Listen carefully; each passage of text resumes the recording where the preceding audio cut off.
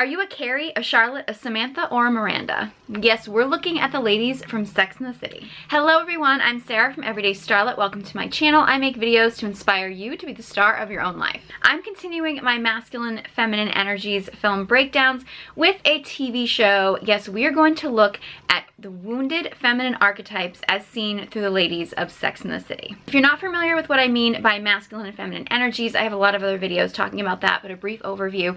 Masculine and feminine energies are energies that live within all of us, but we all have a core energy. So we're either naturally masculine or naturally more feminine. And when we're in our core energy, we are really our true self. We can be in healed or unhealed versions of both of those energies, and both of those energies, masculine and feminine, have archetypes within them. We all contain all of the archetypes that we have access to, but we tend to be more comfortable in some than in others, and we can have healed and unhealed versions of each of those archetypes within us. I have a video where I talk about all of the healed versions of the feminine archetypes, and I also have one for a healed version of the masculine archetypes. But today I want to talk about the wounded versions of the feminine archetypes. Now, Sex and the City is actually quite a controversial show. People have either a love-hate relationship with it, and I can kind of see both sides. One of the great things about Sex and the City was it really gave women permission to be imperfect.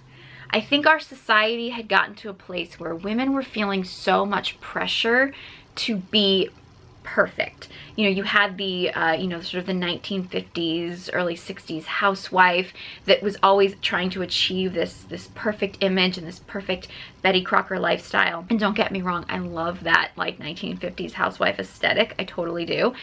But it did put a pressure on women to look and be a certain way that wasn't necessarily always achievable. It was good for a lot of companies making money, but it wasn't necessarily realistic. I mean, the idea that women had to have like perfect nails to do the dishes or something like that, kind of that perfection of every hair having to be in place and everything having to be perfect, it's too much pressure for any human, right? Then I think women shifted into the workforce, and then especially in the 80s, it was all about ambition. It was all about women really competing in a man's world, and it was that overachiever, constantly trying to prove herself kind of energy, where women felt like they had to be better than men because they were competing against men in the workforce, and it became this perfectionism in a different way, perfectionism in the workforce. And I think the 90s kind of ushered in this sense of humanity. And I think one of the things that Sex and the City did was it really showed women being imperfect. And it gave women permission to be wounded and flawed and imperfect. And I think it's those wounds and those flaws in these characters that really made us fall in love with them. So I think that's the good thing that Sex and the City did. The bad thing that Sex and the City did was it really glamorized the wounding and the flaws and almost made them into something that women were trying to achieve. Like, it made those flaws and that wounding into a goal. And I think that can get really dangerous.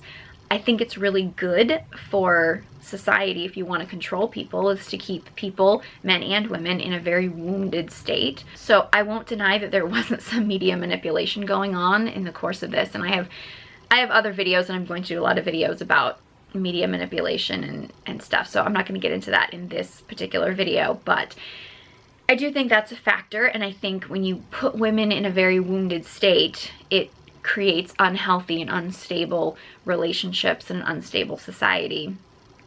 And that gets really dangerous, because I think a lot of women were trying to emulate these women because it was painting their wounds and their flaws as very glamorous.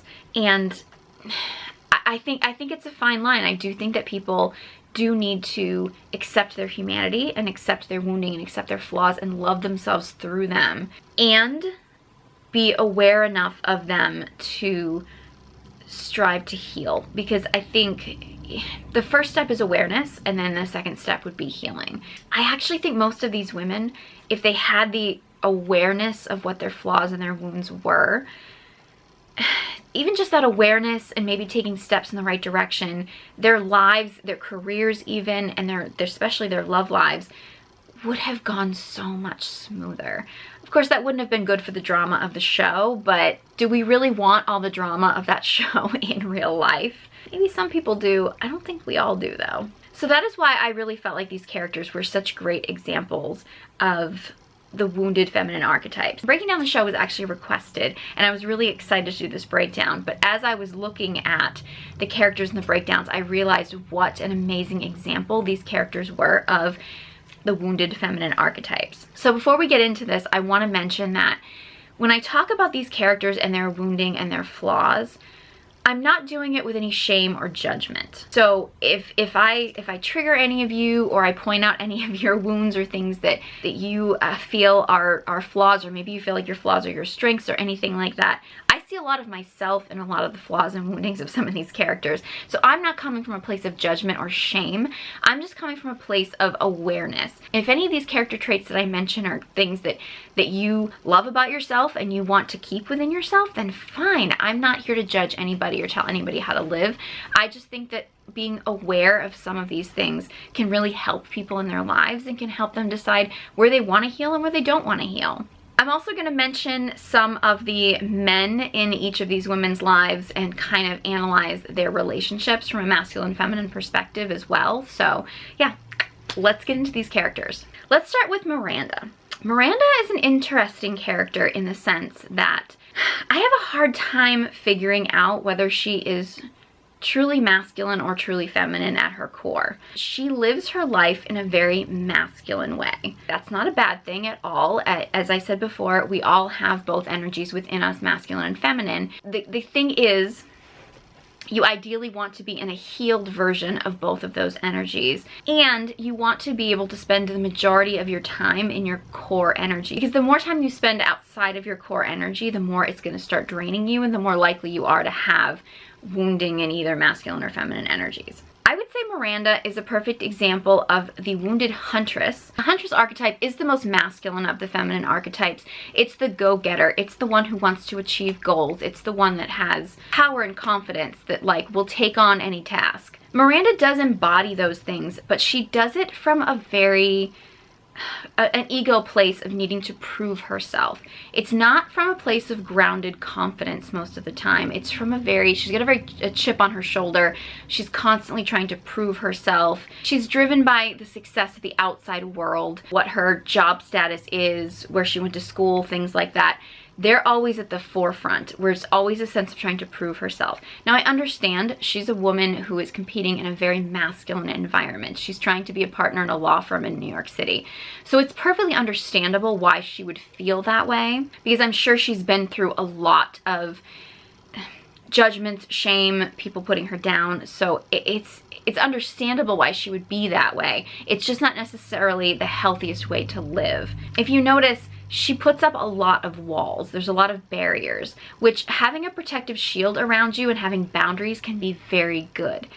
However, when you're putting up walls to the point where you don't open your heart and you're using your work as a shield from keeping out the outside world, I mean, you could easily argue that Miranda is a work addict, that she uses her job and her status at work to prevent her from connecting in relationships. Now, a person in their masculine energy will prioritize their purpose over relationships, where someone in their feminine energy prioritizes relationships over their purpose. It's not wrong if she wants to be in her masculine energy and prioritize her purpose over her work. However, when she does that as a way of avoiding relationships, that's wounded masculine energy. And that can show up in men or women. The huntress energy is very independent, but I think when it gets to the point where it's so independent that it refuses to ask for help, it refuses to work with people, it doesn't allow for being able to receive help from people who genuinely want to help you. You see that with Miranda a lot, where when people do want to help her, she shuts that down, and that's part of being a wounded huntress. A real huntress, a real warrior, wants to work with other warriors to achieve a goal, whereas she's very like, I need to do it alone, which shows a lot of wounding in that area. I would also say she's a wounded wise woman. And a healthy wise woman, you tend to tune into your body and tune into your intuition. And it becomes an inner knowing. That doesn't mean that you can't have outside knowledge. It doesn't mean that you can't use your mind. But when you are too stuck in your mind and you're too logical and you're too you never listen to your body and your intuition, and you're only in your head. Our bodies have so much innate knowledge and wisdom, and to shut that down, and you even see it several times in this series where she kind of like, she takes a belly dance class because she wants to try to connect with her inner girly girl. But you notice even then she's like shaming the idea of being girly, like being in her feminine is just girly to her. She's so out of tune with her body that she won't, like she even says it at one point in the show where she's just like I can't move my hips, I must be a guy or something like that. And it's like, that doesn't mean that. It just means that she's obviously not comfortable connecting and actually sinking into her body, which shows that she's got some wounding around her feminine energy. She's blocking out any of her feminine energy, and she's living in this masculine energy, which is this she's using her masculine energy as a shield to protect herself against the world, and she's shaming her feminine energy for even existing, which shows a lot of wounding, I think, in both her masculine and feminine energies. Miranda's two main love interests in this series, in the beginning it's Skipper. If you remember Skipper, I would say Skipper is very much, I think he's naturally in his feminine energy. I really do. It's not a healed version of feminine energy at all, because he does let people walk all over him. He's not good at setting boundaries. He's definitely not good at setting boundaries with Miranda. He becomes obsessed with her very easily, which is a sign of feminine wounding. You know, not having boundaries, not setting up any structure with your life. I do think Skipper is naturally feminine, but because it's in a wounded place, he's more likely to draw in women who are in their wounded masculine, because you need masculine energy and feminine energy in a relationship in order to have sexual polarity.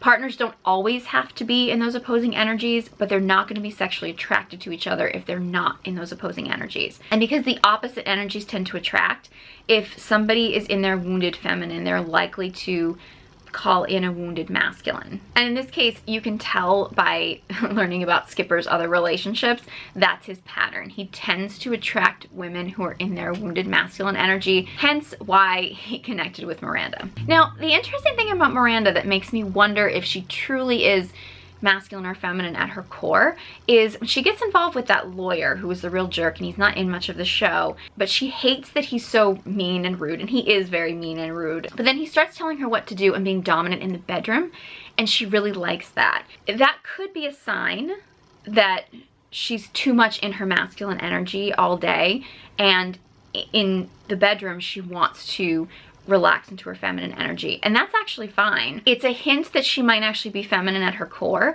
but maybe she just is naturally masculine at her core, and occasionally she just likes that opportunity to relax into her feminine energy and have somebody else take the lead. That's totally natural.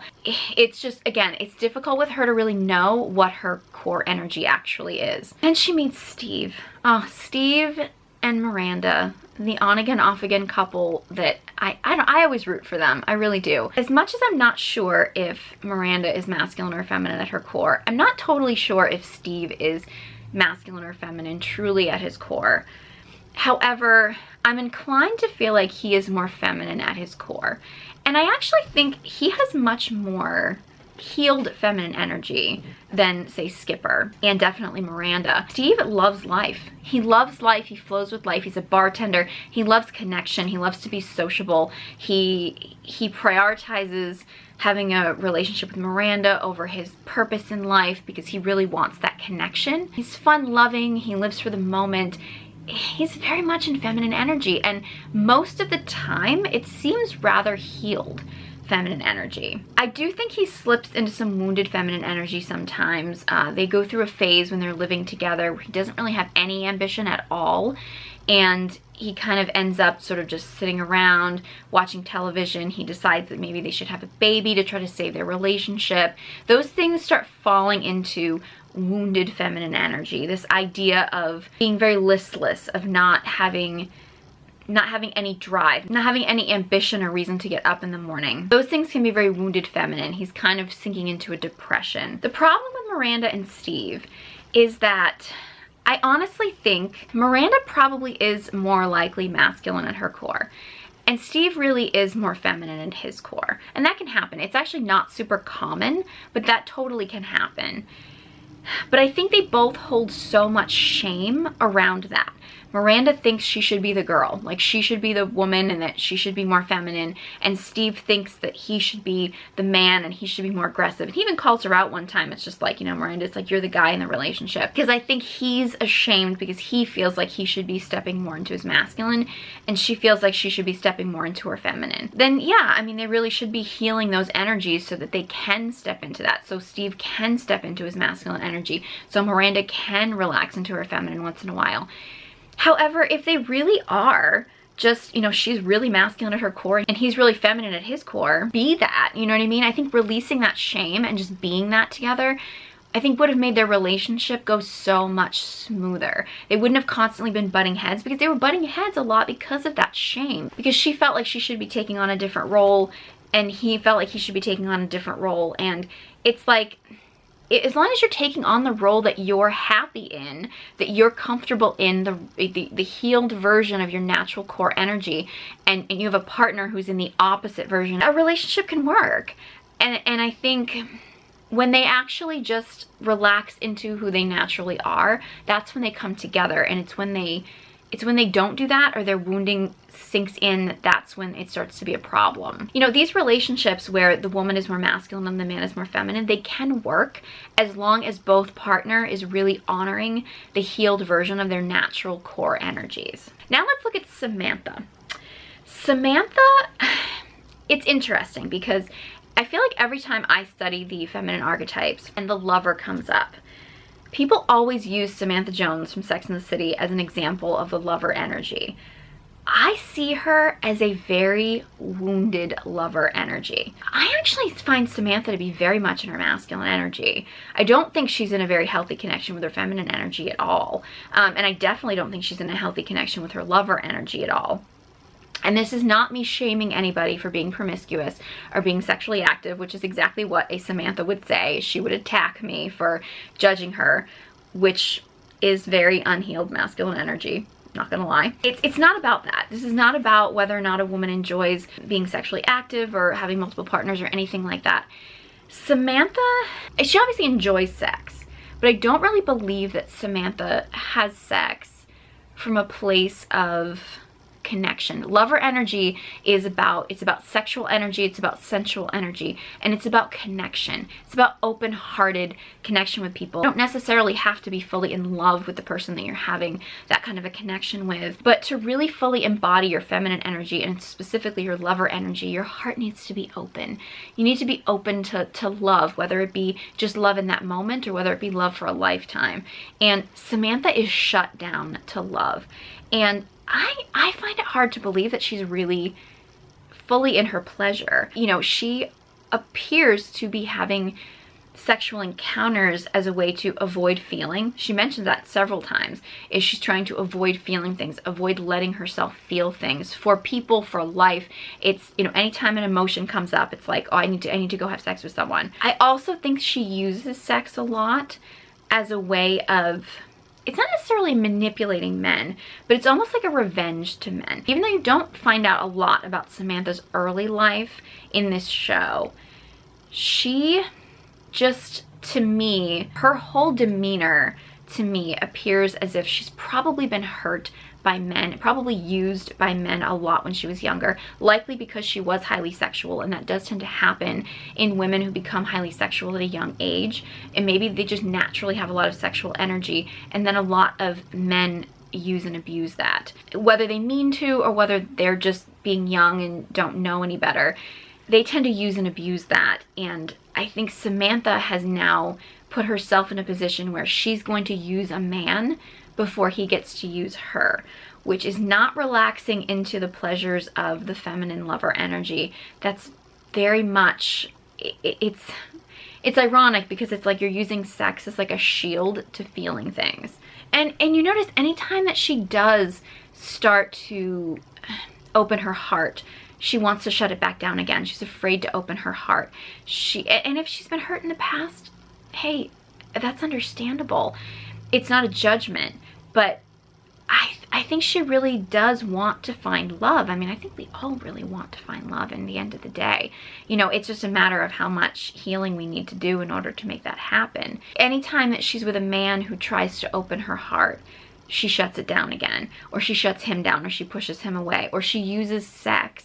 She switches it. She does this with Smith a lot, which I'm going to get to Smith in a minute. He tries to connect with her on a deeper level. She uses sex to shut that down, which is a lot of wounding. I think she's got a lot of wounding in her masculine energy and her feminine energy, to be totally honest with you. I would also call her a wounded queen energy. Queen energy tends to have a lot of confidence, a lot of regalness, and Samantha has that, but her confidence is arrogance. It's overconfident. She has a lot of trouble with assistance. She's constantly about status, about name dropping. She's very much in her ego, not necessarily about fulfilling her soul. It's how everything looks. There's nothing deeper than that. Whereas a queen energy doesn't necessarily have to constantly tell people how great she is. She just carries herself with confidence. Whereas Samantha feels like she's very much in her ego of overconfidence. She very much competes with other women. She has her close-knit group of women friends, but you don't get the impression that she's very interested in supporting and uplifting women. And living in that ego gives her a sense of, she doesn't really have much humility. She doesn't really have much, she doesn't let herself be vulnerable, which is that those things are key for actually really embodying your true healthy feminine energy. Now, Samantha has a lot of men in this series, but I really wanted to look at Smith because, well, first of all, Smith is easy on the eyes, but it's interesting how I never really thought of Smith much when I watched the show. He wasn't really one of the characters that I, you know, as far as the men went, I was just like, oh, I like Harry and I'm in Team Aiden and blah, blah, blah. But the more I started to look at Smith from the like masculine energy perspective, the more I realized how incredibly masculine he was as a character. He didn't start out that way. When Samantha first met him, he was a little bit more in his youthful feminine energy. He was playful, he was fun, he was a starving artist who, you know, was a waiter on the side, but he really just wanted to perform his art and live this sort of bohemian lifestyle of an actor. He didn't have a ton of ambition. Like, he did want to be an actor, but he wasn't ambitious as far as really achieving things. He wasn't a go-getter at that point. Then he meets Samantha, and she totally stepped in, and she provided that masculine energy of really creating his career. Like, I mean, she created his name. It wasn't even Smith when she met him. But then you notice the minute that he really achieved success, and he really reached a level of true success in his career, that masculine energy really kicked in. He was making money, he was solidified in his purpose in life. He wanted to be an actor, and that was his purpose in life. And now he was having success in that area, and he really sinks into a really rooted, grounded masculine energy. For one, he was in AA, which, you know, addiction problems do tend to be a sign of wounded feminine energy, which he had when he was younger. But you notice he is very much sticking to being sober, and even when alcohol gets pushed on him, he stays very grounded in, nope, I'm sober, I don't drink. And he's very grounded in that. It shows a lot of self-discipline, which is very much a masculine characteristic. You notice, as strong and as wounded as Samantha is, Smith stands up to her. He's not afraid of her. He's younger and she runs his career, but he's not afraid to stand up to her. You know, he wants to hold her hand, and he's like, hey, hold my hand. And you notice that that's the first hint that you get that Samantha is starting to drop into her feminine energy with him. She doesn't drop into her feminine energy with just anyone. It's very difficult to get Samantha to go into her feminine energy because she's got so much of a wall up. But Smith wants to hold her hand, and it, you know, it's like, Samantha, hold my hand. And it's like, she's like, okay, maybe. Like, that's when she starts to kind of loosen up to him and see him as a leader. And I mean, and if a man can soften up a woman with walls up that strong, I mean, that's a pretty strong man right there. Then of course there is the iconic scene that I can't watch without tearing up, when Samantha is shaving her head because she has breast cancer, and she basically does not want him to be involved. She's like, you're not strong enough, you know, and he's like, yeah, I am. You know what? Like, this happens. This is the way it was. I'm not leaving. I'm sticking by you. And he shaves his head. And it's like, oh, if that's not one of the most romantic scenes ever, you know, it's like, he's like, I'm there for you. I'm here for you through this. You're going through a tough time, and I'm going to be there for you through this. And I don't think that Samantha had ever had a partner who was willing to stand. I mean, you know, when she got sick before, she had the flu and she couldn't find a guy, and all the guys that she was sleeping with that would actually come over and help fix her curtain rods. It's like Smith was like, no, I'm there for you. Like, I don't care what you're going through.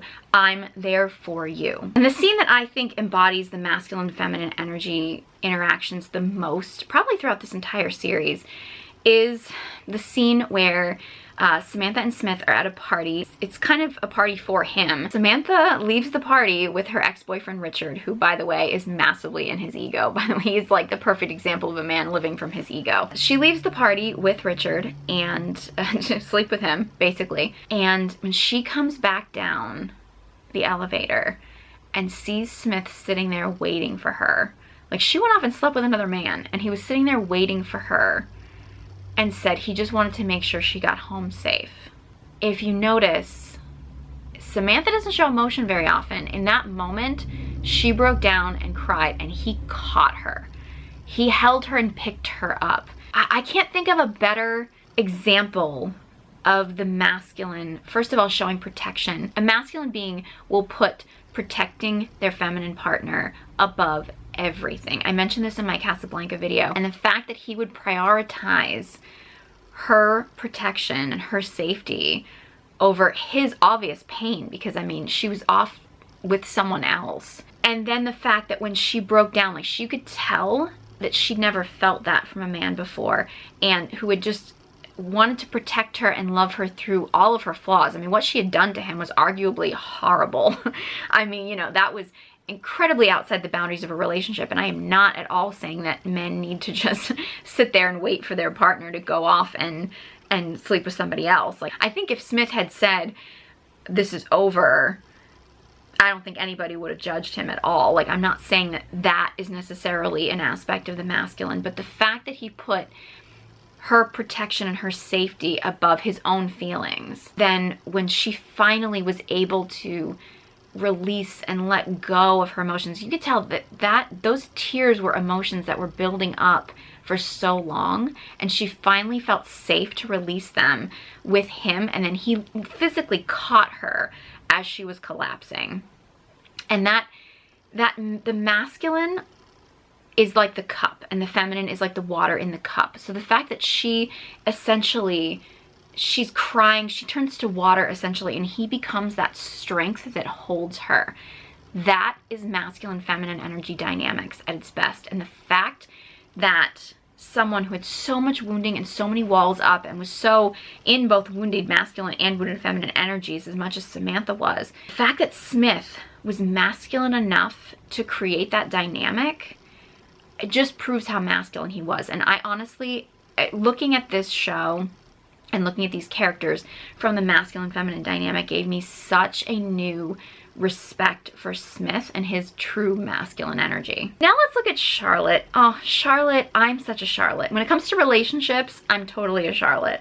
I think career-wise, I'm more of a Carrie, but when it comes to relationships, I'm totally a Starlet. So when I talk about Starlet as being wounded, please know I'm personalizing on this very much. Starlet is a much more feminine character than Samantha or Miranda, but she does have some wounding. I'd say Starlet is a pretty prime example of a wounded maiden archetype. Maiden archetype is just, it's very youthful, it's very fun-loving and playful, very wide-eyed, and Starlet embodies all of that. But the problem with a maiden archetype is it can very easily fall into naivete, which Starlet definitely does at many times in the show. It can very often fall into people-pleasing, and also this sort of idea of a hero rescuing them, you know, which Starlet alludes to. She actually says that at certain points in the series. It's this idea of finding the Prince Charming, finding the fairy tale. And while I don't think there's anything wrong with that, when that gets clouded to the point where you're willing to compromise yourself, you're willing to compromise your standards,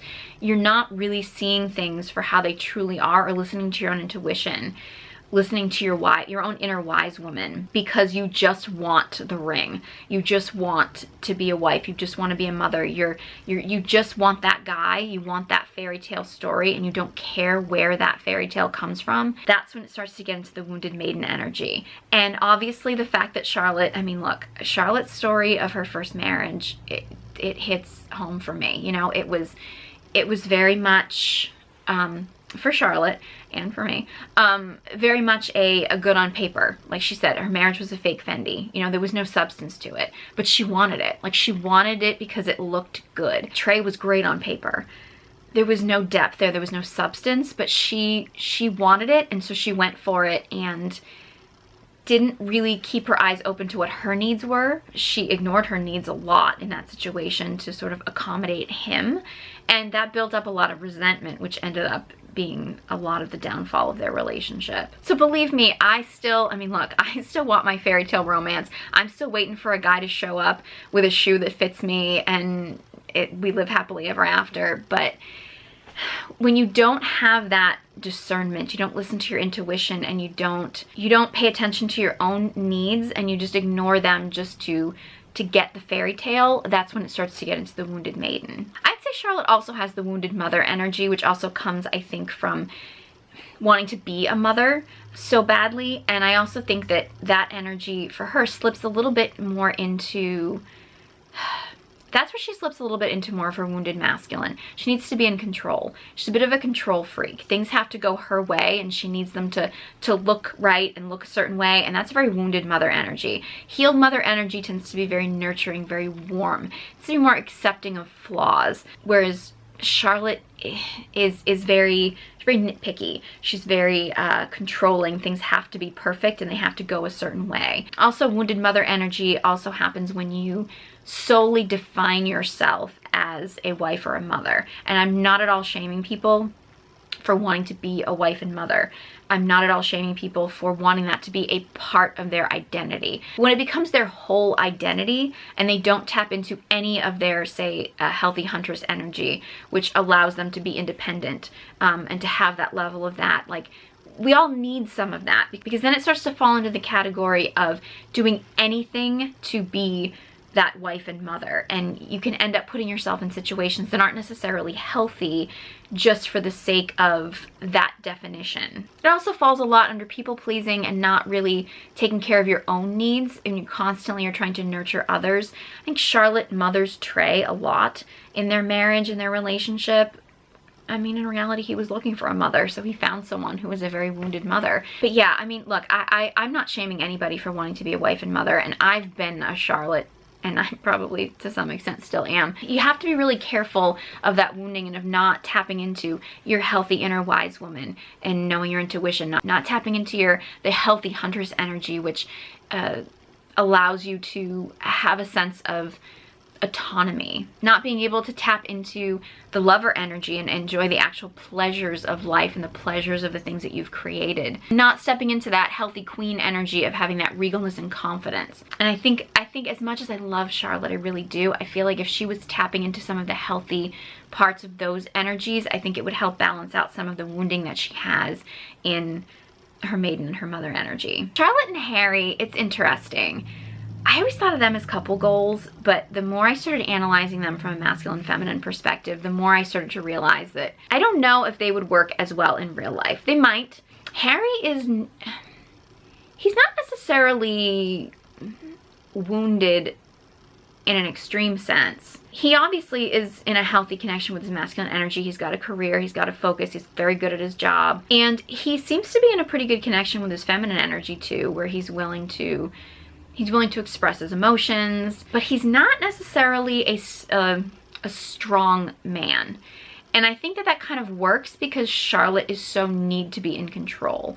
But in reality, because Charlotte is so feminine, at a certain point, I think she's gonna want her partner to step up. And occasionally he does, but not a lot. In fact, the main time he does is actually an example of when Charlotte goes through a major ego death. Charlotte goes through a major ego death when she essentially calls out Harry, like she converts to Judaism for him. She's doing a lot of people pleasing, doing things for him. And I think that resentment builds up because she's got this expectation of something she wants from him. She's doing this from a place of ego. And she calls him out like, hey, look, I converted to Judaism for you.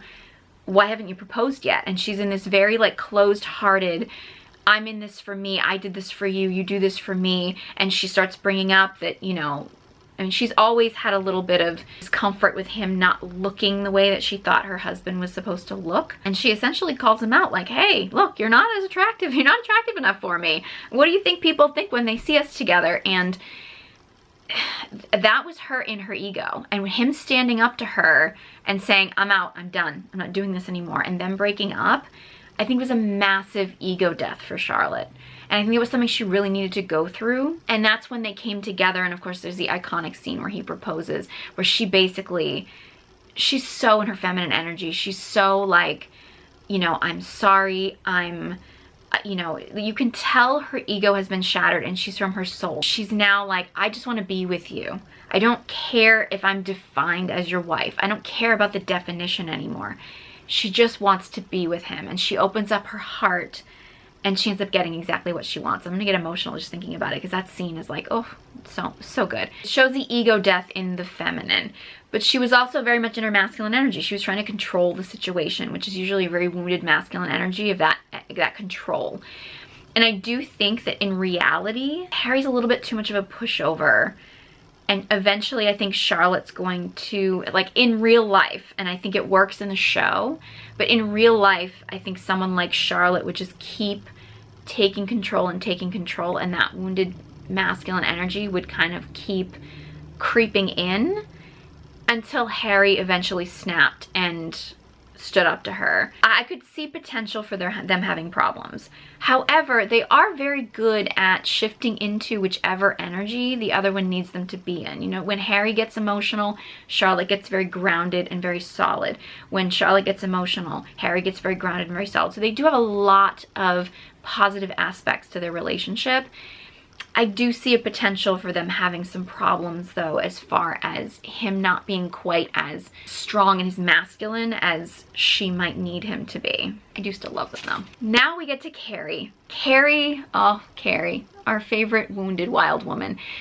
I would say Carrie's a wounded wild woman. I think Carrie has a lot of wounding, but she was the star of the show. I mean, wild woman energy is great, and I don't think we have enough wild woman energy in our society. In its healthy version, it operates on intuition. It goes with instincts. It's free to speak your mind. It's the woman who's free, essentially. It's that sort of free-flowing feminine energy. And I do think that Carrie is, she's probably actually more in her feminine energy than most of the characters on the show. It's just, she doesn't have any masculine energy stepping in and giving her structure. So if Carrie could tap into her inner masculine energy to give herself a little bit of discipline, a little bit of structure, she very often walks herself into situations that get her really, you know, she keeps going back to the same old patterns. Carrie keeps screwing up her life. And I know that that's good for the show, you know what I mean, because it adds drama to the show, but she's making choices a lot from, I think, insecurities, from wounding. She's not totally tapping into her intuition the way that a wild woman really needs to tap into her intuition in order for her wildness to work. And if she can't tap into, at least to some extent, I mean, look, ideally, a woman who's fully embodied in her feminine energy, you could find a male partner who's fully embodied in his masculine energy, and they're both coming from a healthy place, and they can both work together. But in reality, we each as people need to tap into at least some of the opposite of our natural core energy in a healthy version in order to be whole people. And Carrie could really use to tap into her own areas of discipline, her own areas of a lot of healthy, I mean, she's really an unhealthy, wounded version of all the archetypes.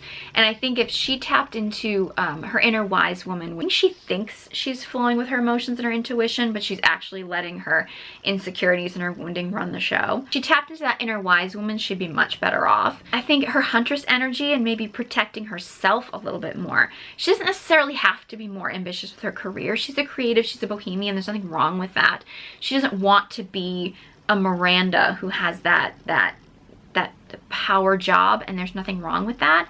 But tapping into that huntress energy of just protecting herself a little bit, because she doesn't really do a very good job of protecting her own self. She's got some wounded maiden in her where she's people pleasing. She's trying to be what she thinks that Big wants her to be. And then I think when she's with Aiden, she kind of falls under more of what she thinks Aiden wants her to be. She does get lost in relationships a lot. She cuts off her friends in her relationships a lot because she's so about pleasing the man. You know, she's all about being who she thinks that the man that she's with wants her to be. And she shifts herself, and she loses herself a lot in that situation, which would be important for her to embody more of her queen, because then her queen could help her have that confidence in herself of not feeling like she needed to change to suit other people. She's not as wounded a lover as I would say Samantha is.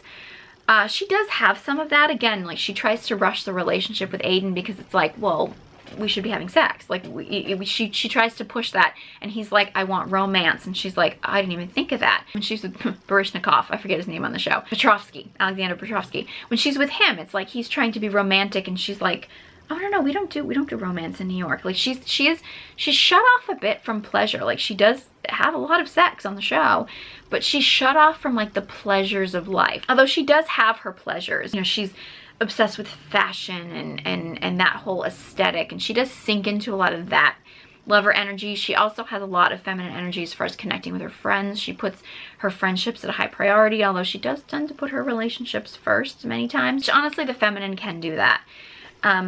But it's really important to make sure that you're coming from a healed place, and Carrie's just got a lot of wounding. When it comes to Aiden and Big, I've always been Team Aiden, and I do still think I'm Team Aiden, but Aiden had a lot of really good masculine qualities. He wanted to protect and provide for her.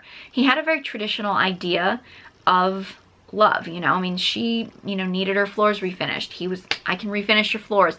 He, you know, she needed something. He was there for her. I mean, she couldn't buy her apartment, and he was like, well, let's buy it together because I want to have a life together. I want to be with you. And he wanted to marry her. He wanted that tradition. And her wild woman was running from it. You know, she was running from it as fast as she could because her wild woman wanted to be wild. She was afraid of losing her independence, which is actually very masculine energy, to be honest. Being afraid of losing your independence is a very masculine quality. And I think in those situations where Aiden was like, I want connection, like, he was falling a bit into his feminine energy, and her masculine energy was like running away from it. She was essentially turning into Big. Really, in her relationship with Aiden, she was becoming Big and everything she didn't like about Big. And she calls herself out on that too. I think she's aware of that, but I don't think she's willing to take the steps she needed to do to heal that. And as much as I do think that Aiden embodies a grounded masculine energy, he's, you know, he wants to protect and provide, he does let Carrie walk all over him a lot. And I do think that that's one of the reasons why she really can't fully commit to him. Now, a lot of it is her own wounding, and I do think that Aiden probably would be a great partner for the right woman. Carrie was obviously just not the right woman for him. However, I do think that in reality, for a true feminine woman, someone like Aiden would need to be, he would need to stand up for himself more, a little bit more driven. I think he's a little bit too willing to put everything aside for his relationship, which is much more feminine energy. He doesn't appear like he puts his job and career first, even though he obviously does have a pretty good job and career, but he's sort of always willing to drop everything for Carrie, which at the end of the day, a feminine being, as much as she yearns for the masculine energy, she really wants him to have a greater passion and purpose in life, and Aiden doesn't seem to have a lot of that real like passion and drive that I think that the feminine is so attracted to, which is one of the things that I think attracted her to Big. So as much as he does have that, he has that protection, that protective energy, that providing energy, he's missing that like passion and drive that she got from Big, and I think that was a piece that was missing. I think that would be missing from a healed feminine partner. Carrie's obviously very wounded, so all of those feelings were heightened, and everything that she was going through was so much heightened because she had so much wounding she needed to go through.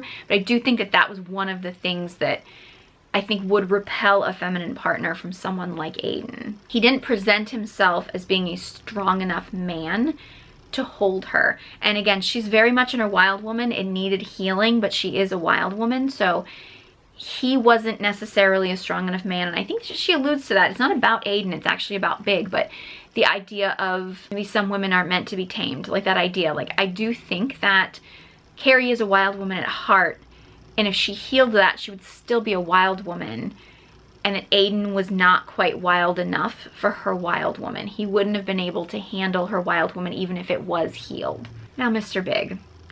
I don't love Mr. Big, I'll be totally honest with you. I get the appeal. Don't get me wrong. I love a powerful, successful man with money. He's obviously got some wounding. I think he's got a lot of masculine wounding. And feminine wounding, I would say. Big he's emotionally unavailable. He's closed off. He is completely closed off to her.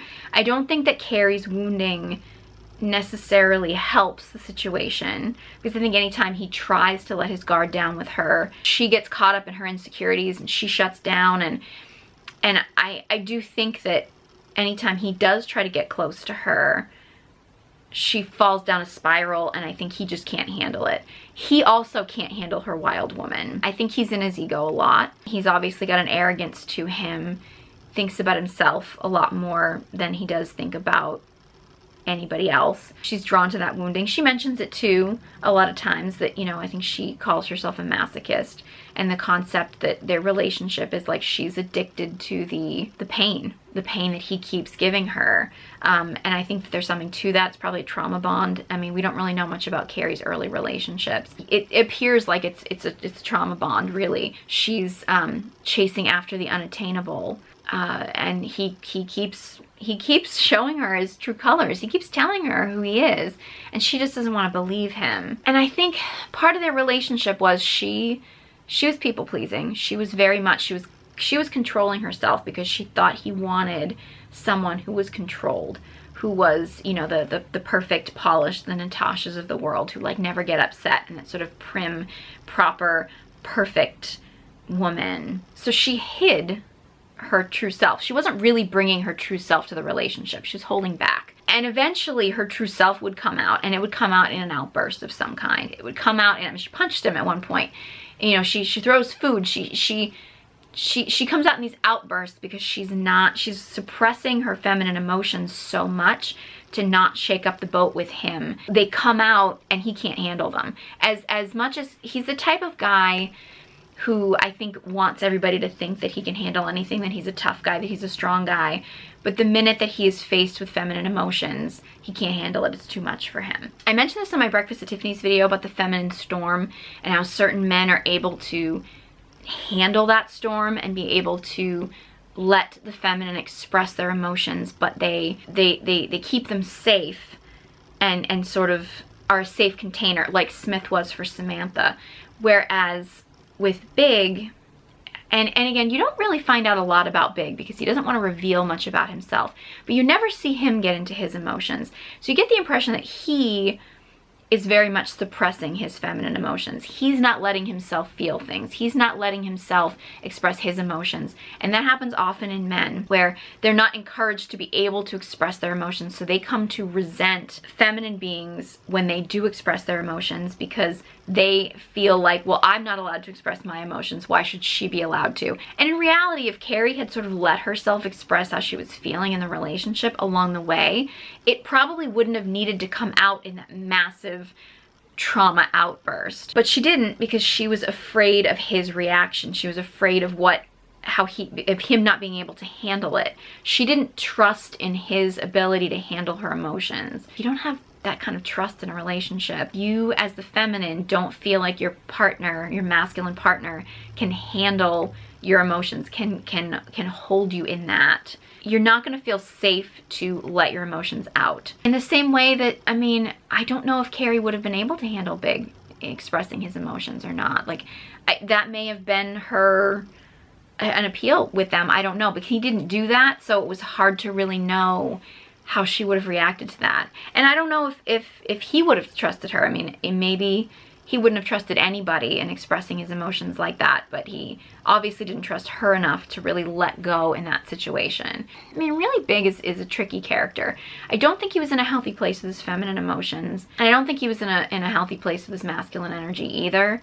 I think he was just really suppressed. Like, he was a really suppressed character. He was very focused and very driven, obviously, in his career, although that really wasn't the focus of the show. I do think the example of, you know, when he was going to move to Paris and choosing that over her proves that, like, look, you know, he had to choose his career over his relationship, and that's a very masculine drive. That need for independence, that need to not commit, that's a very masculine drive. Now, it doesn't mean that men can't commit in relationships, because I think a man who is truly embodying his healthy masculine energy and his healthy feminine energy, when he meets a feminine partner, like the right feminine partner can help a masculine partner really fully step into his passion and purpose. I mean, it's been known across the board that masculine men are much more successful when they have the right feminine partner by their side. In reality, I don't know if Carrie and Big were really the right match for each other. I don't necessarily know. I mean, I always used to be Team Aiden, but I don't really know if Aiden really would have been the right match for her either. It's hard to know though, because I do think that she was operating from so much wounding. And I mean, look, I get it. I mean, Carrie is really a lovable character. Sarah Jessica Parker does an amazing job with that character and really just making you love her through her flaws. But she has a lot of wounding that she really needs to heal. I don't actually know if I'm going to be able to include clips in this because YouTube has been really weird about that, but I'm actually going to try to include some clips and examples and stuff of these characters. I mean, it's a long series, so it's really hard for me to get clips from every example, but I'm going to put them on my TikTok, which I've been putting a lot of these sort of like little movie TV show clips and examples on my TikTok, which has been doing really well, and also on my Instagram. So yeah, so if you want to see like more detail and maybe some like just quick little breakdowns of some of these examples, I'll put them there, and those links will be in the description box below if you want to follow me there. Yeah, that was the characters from Sex and the City, and as you can see, there's a lot of wounding. And again, this is not to judge or shame anybody. If you saw any of yourself in some of these characters and some of the wounding, this is not really meant to trigger you. This is really just meant to bring awareness to it. And you know what? I still say love yourself through your flaws. We're all human. We're all flawed. We all have good qualities and we all have shadow energy. And I think it's really important for us to love ourselves through all of it. I do think awareness is really important. And I think that once you become aware of things, and if you become aware that some of the wounded qualities that you have are preventing you from having the life that you really want, it's an invitation to then take the steps to heal them. So again, I mean, I know some people love the show, some people hate the show. I mean, I see the good and the bad, but I'm really glad the show was requested because I really enjoyed breaking this down. So I hope that you enjoyed this as well. If you have any other requests, let me know. Leave a comment in the comment section below. I'd love to hear from you. I love your suggestions. Why don't you let me know which Sex and the City character you most identify with, male or female. If you enjoyed this video and found it helpful, please give it a big thumbs up and be sure you subscribe to my channel. Thank you guys so much for watching, and I hope you join me next time.